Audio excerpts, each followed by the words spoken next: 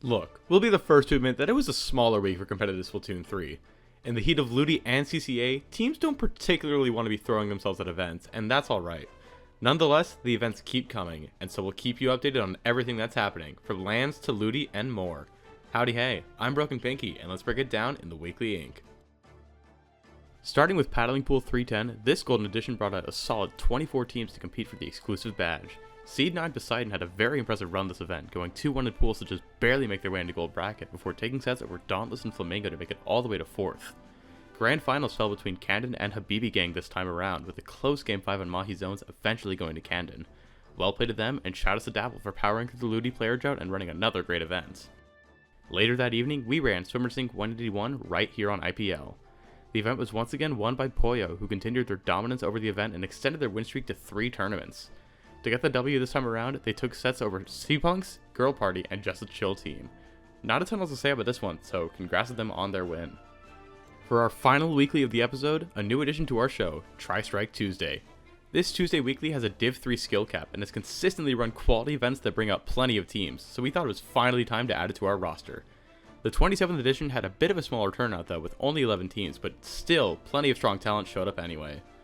After a surprising upset in pools that almost put their event in jeopardy, Circus Freaks managed to lock in and take the win. Moving on from our weeklies, Dabble's weekend event this time was Squid Junction 89. While this edition was a little smaller than usual, top teams still showed up to try and take the throne. Grand finals fell between Div X's Mickey Mouse House and Love Forever, a pickup of 7 people for some reason. After a close semifinals and grand final set between the two, the event eventually went to Mickey Mouse in a close Game 5. For our last normal event of the week, we got another edition of one of our community's most important events, Little Squid League. This event is a skill cap tournament designed for new and low level players, allowing them to ease their way into competitive Splatoon without getting instantly bodied in Swimmer Sync or Low Ink. For the 49th edition of the event, 35 teams attempted to make their run for the top, with lots of known low level teams making solid efforts. For the second week in a row, Rainfall made a run to second at a low level event, and just like last week at SCIU, they fell just short of taking the win in grand finals. This time around, Arrows of Red, consisting of Yoshi, Crashmat, Snowball, and Rose, stopped their win, but hopefully they'll get the one they worked so hard for soon. Congrats to Arrows for the win this time around, and support LSL. It's goated. Before we move on to our leagues, we want to quickly take a minute and talk about Gamers for Giving, a Splatoon 3 charity tournament hosted in tandem by IPL and Dabble Productions to raise money for Gamers Outreach. This major tournament will run from April 12th to the 13th, and anyone is welcome to sign up to play and support the cause. The link is down in the description, so be sure to give it a look if you're free that weekend so we can show what our community is truly capable of. Switching over to CCA, this week was a little more mellow compared to the first two. As groups begin to settle in with some scores to their names, we're beginning to get a clearer picture of what to expect as playoffs start to get closer and closer. Despite this, there were some impressive upsets this week that no one saw coming.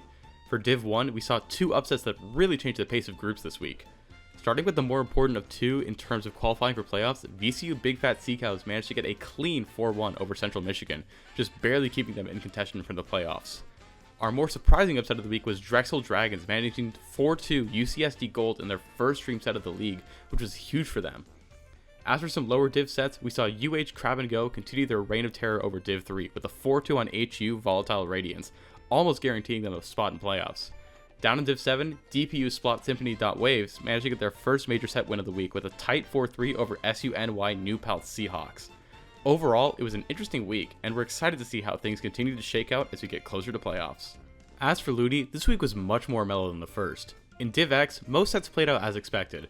Moonlight 5-0'd Poyo, Floaters played a close 5-3 against Frickpy, and ST-Win bodied Hariage. The set between Facade and Black Lotus was a surprisingly close 5-3, but Black Lotus avoided another upset to stay in playoff contention.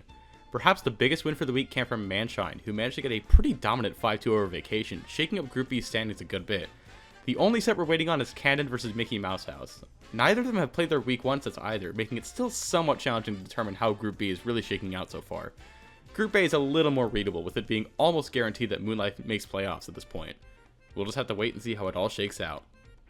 And on that note, that just about wraps up our week. If you enjoyed, be sure to like and subscribe, and consider becoming a member to get your name on the screen just like these beautiful people, as well as a ton of other perks. Thanks for watching, and we'll see you same time, same place, next week.